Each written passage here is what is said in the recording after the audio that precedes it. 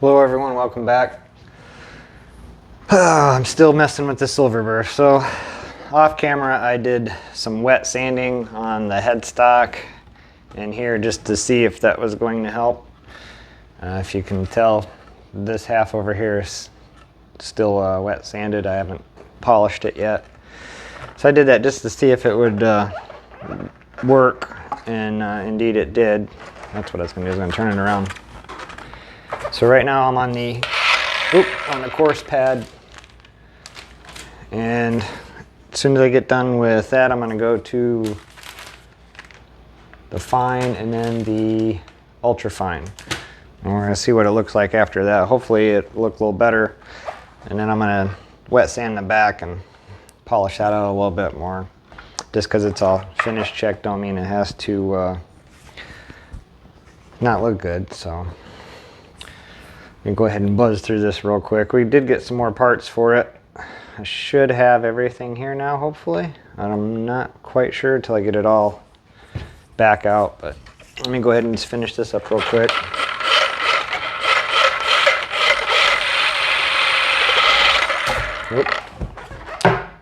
All right, we're relicking it up.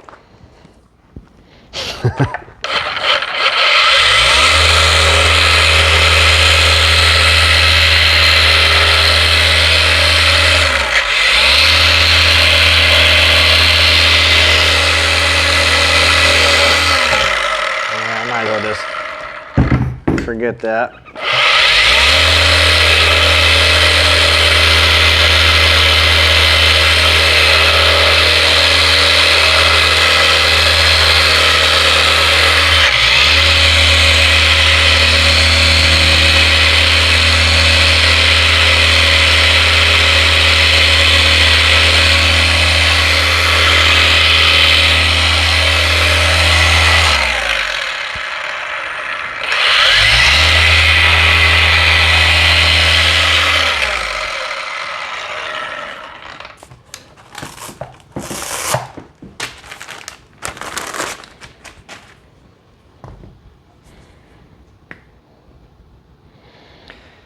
So the ultra fine one, I'm gonna use the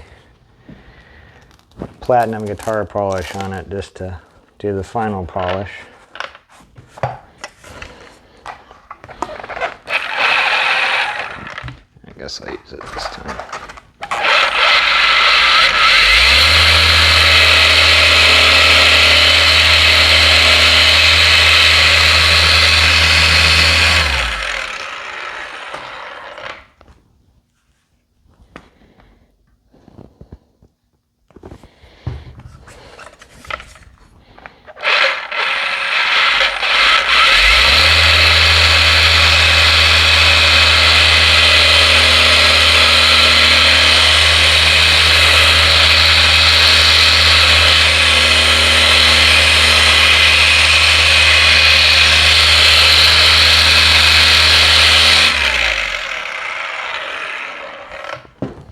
Wet sanding, it definitely helped the finish checking come out.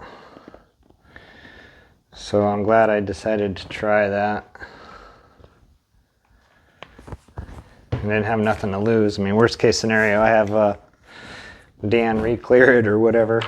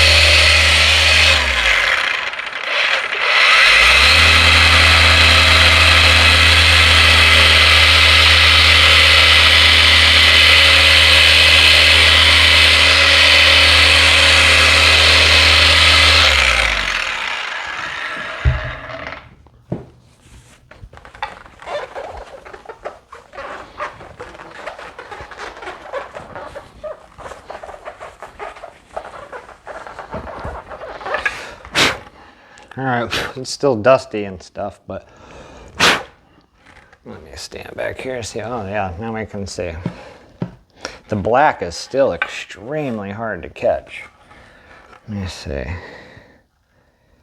There we go. You gotta get it just in the right angle. I should have did this the first, what, 2 or 3 times I did this.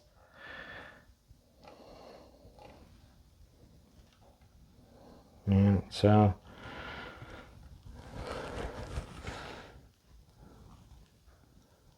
there we go. So that's that. I'm gonna do the fine polish after I'm done with the back, because I'm gonna have this thing face down here to do this wet sanding. Where did I put that? It's over here.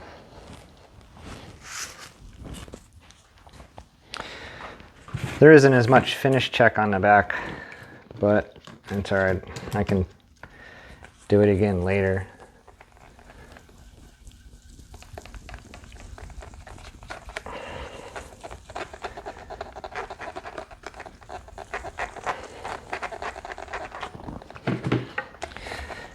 Yeah, that's helping the finish checking come out.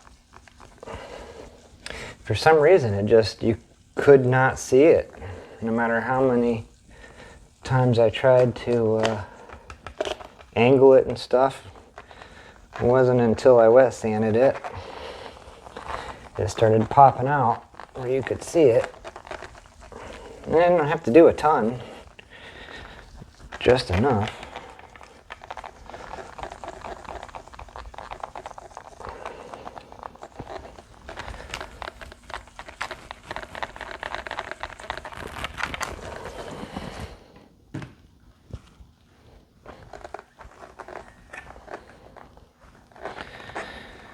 There we go.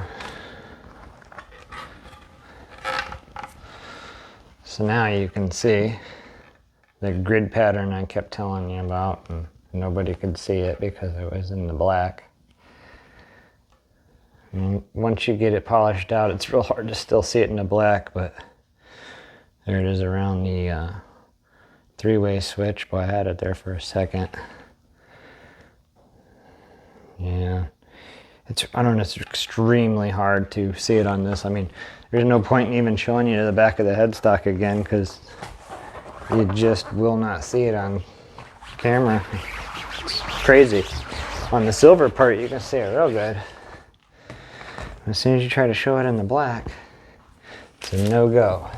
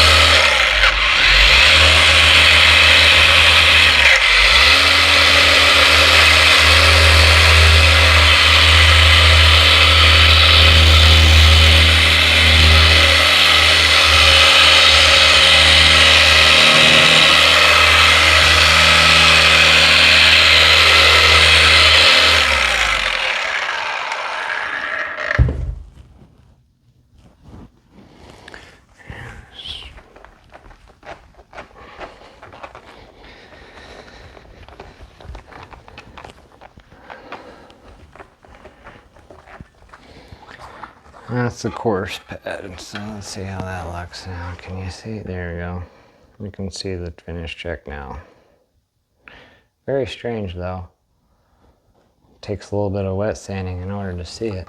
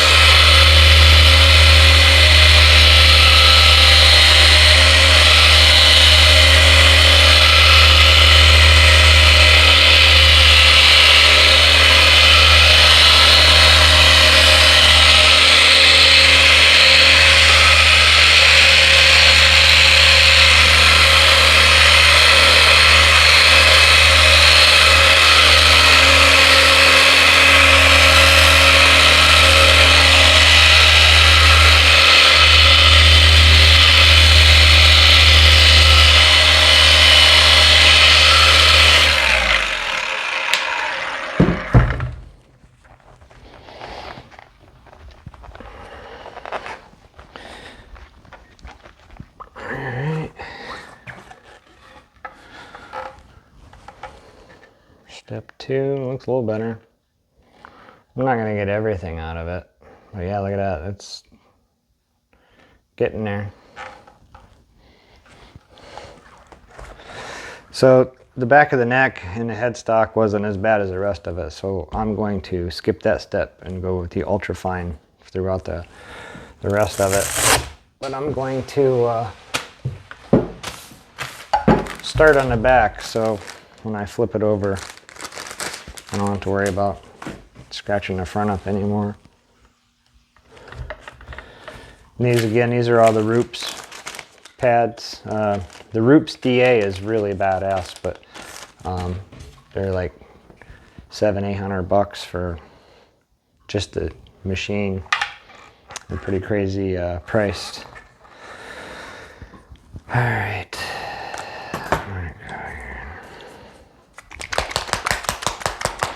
Also, make sure you use nitrocellulose friendly compounds and stuff when you're working on these things. I'm not sure what happens if you don't, if anything does. Should have tested a 3 on this.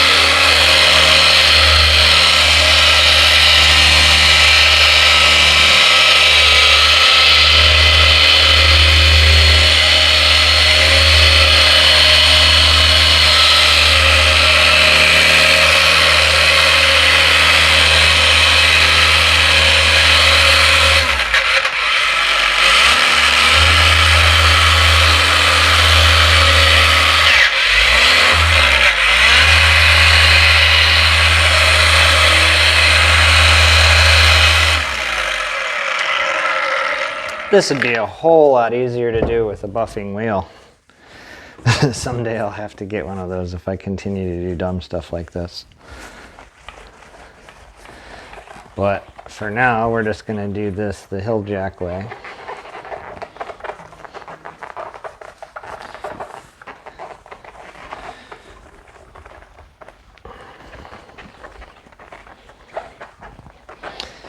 Somehow I'm gonna have to hold it on its side so I can do the edges of it.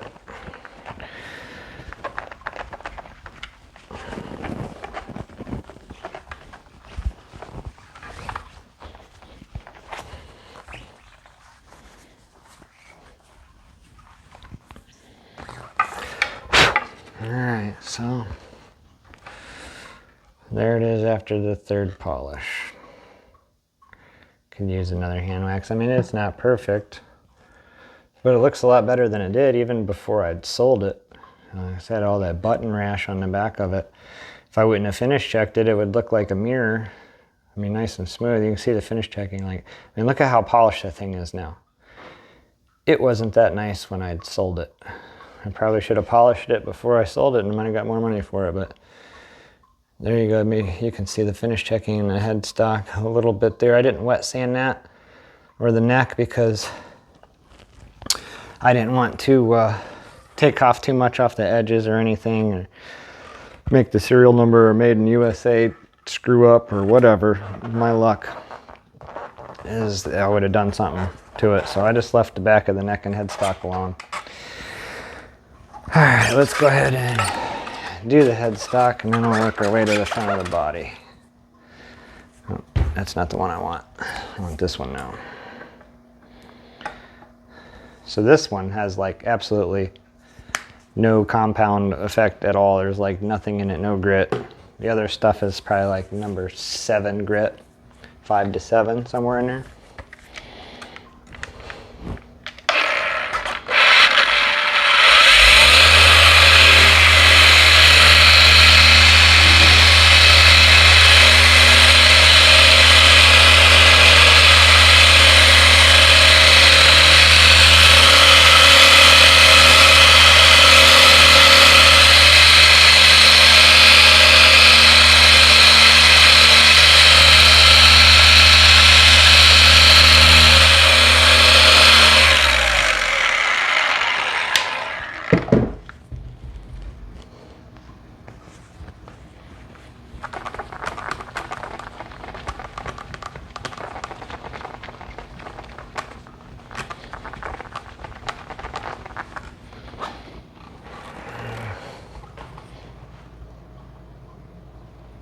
There you go.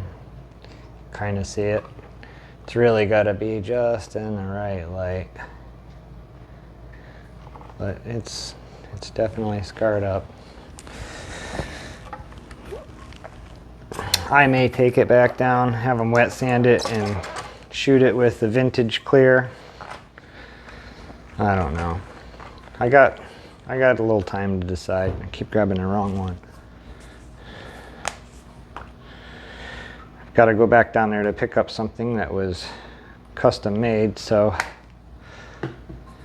I might just drop this off and get it re-cleared. We can start over. I don't know. Let's see what it looks like when we get all done.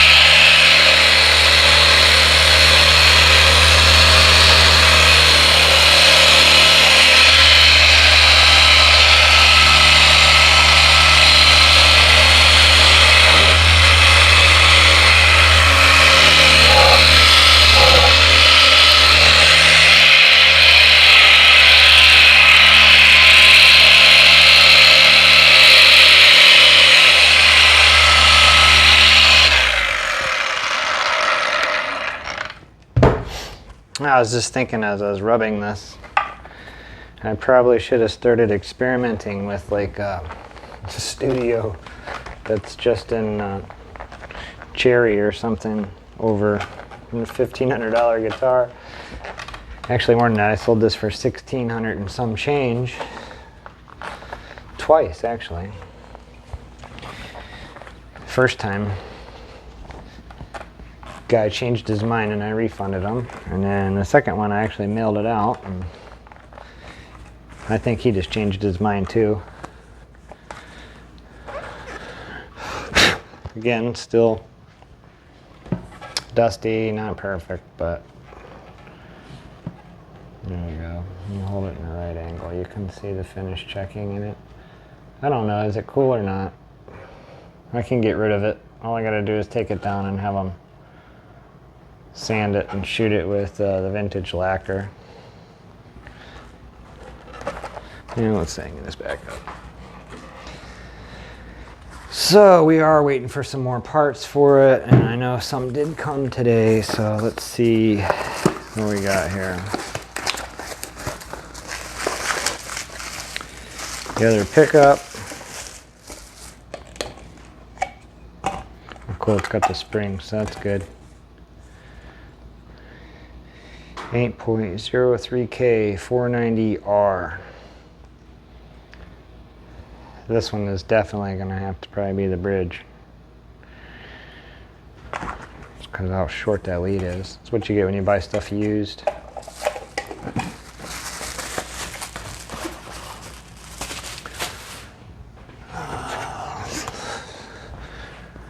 curious.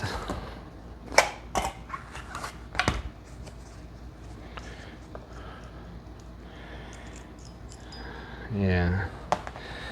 Look at that bridge lead compared to that bridge lead. Well, that's, who knows. Could have been in the neck and just cut short. Yeah, because here's the neck. And it's even longer than that. Yeah. Okay, so we know where this one's going. That little tiny ass lead, that's going in the bottom. All right. Well, we got 3 pickups again.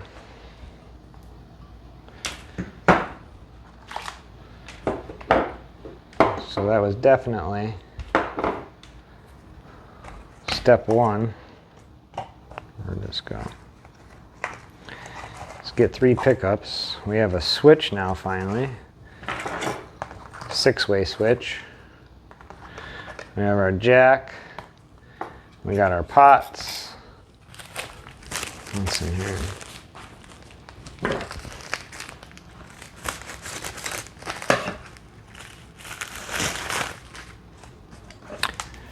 Pickup ring. So now we got our center pickup ring as well. I hope it matches the set it did. I bought this off of Reverb.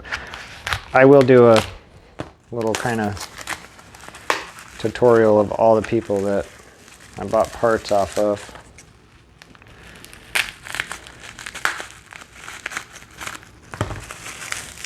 So this is supposed to fit, well, he sent 2 of them.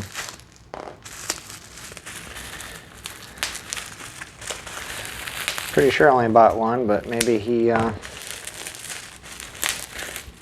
figured if one didn't work, the other one would. So this is supposed to be for the neck, or not the neck, the middle. These are the ones that came off of it originally. So got a pretty small one there. Let's see, yeah, that's pretty much, it's gonna be the same as this one. Now that one's not, see, that one's not as thick as this one, or thicker than this one, but not as thick as that one. So I think we got our middle. Get the guitar and check that out. Stick this one offside so I don't get them mixed up.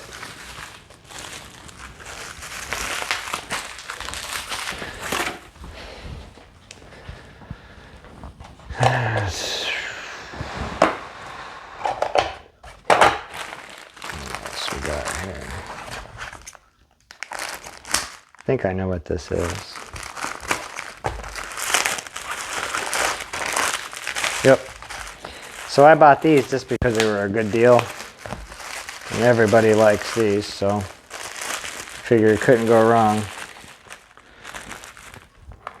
There's a couple screws floating around in there. So these are just a nice set of Grovers. Picked them up pretty cheap on eBay, bidding on them, so you can always use these. Just toss them in there with the rest of this stuff. So yeah, that's all that is. Just extra parts for when the day comes. Got lots of extra sets of tuners and stuff now.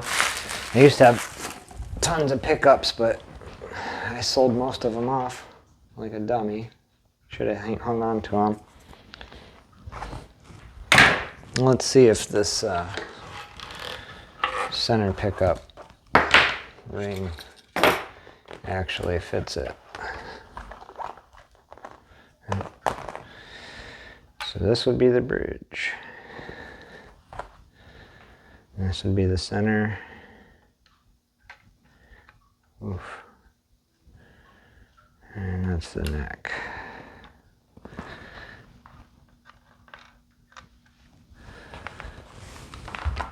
Yeah, that'll work good. All right, so we have our pickup rings, we have our pickups, we have our switch, we have our jack, we have our pots. Now, the reason none of this is soldered yet is because still don't know, we might. Now Dan wants me to bring this down and have him put this in there. I don't know if I want to attempt to do it. It's a lot of parts. So I was thinking about putting that Veritone switch right there. And you have Oop, here we go, flying all over the place. 6 different tone caps, and these are all Russian tone caps too, so.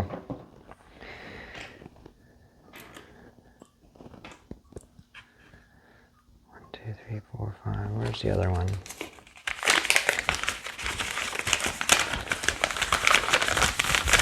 Somehow did I lose one? 1, 2, 3, 5, nope. So I don't know why it's a 6-way switch when there's 5 capacitors. So anyways, there's 5 capacitors.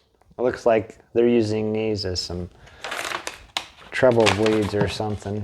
Attach resistor to each capacitor, then solder it. Okay, so once one of those things tied on each one like a treble bleed, and it's probably to prevent it from popping when you switch it around, I'd guess. I don't know, because I've never done this before, but all the more reason why I think this should probably go in there. To have all those different tones, a 6-way switch, and 3 pickups. I think this thing is going to be pretty cool. It might not look good from what I did to it, but it'll do cool things, right?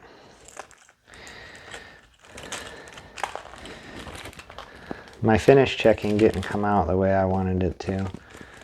You watch these YouTube videos where it comes out like perfect, like it was from the 50s, and then you try to do that at home. It should say, if you're an idiot and you think this is going to work for you at home, go ahead and try it out. Get one of your good guitars out to do it on.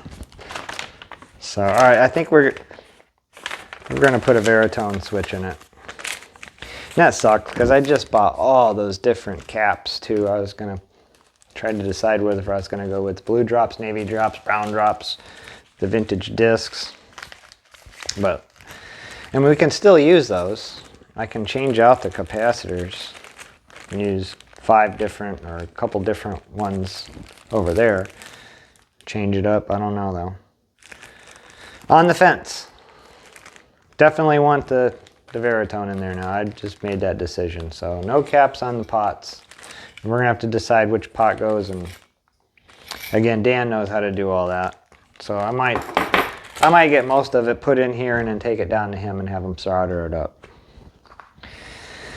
Because there's an awful lot of different wires and capacitors now I threw into the mix. When I built the Cherry Burst, that was pretty simple. It was just a 3-way switch and a jack and a couple capacitors. That was simple, but this is a little more complicated. So, all right, well, we're well on our way because we have all our hardware for this. So we could start building it. But I won't do it on this video because I don't have time, and I've probably run this one pretty long. Yeah, we're at 30 minutes, so. All right, well, thank you guys for watching. Don't forget to like and subscribe, and don't forget to look forward to the other videos of me making a fool of myself building this. Have a great day.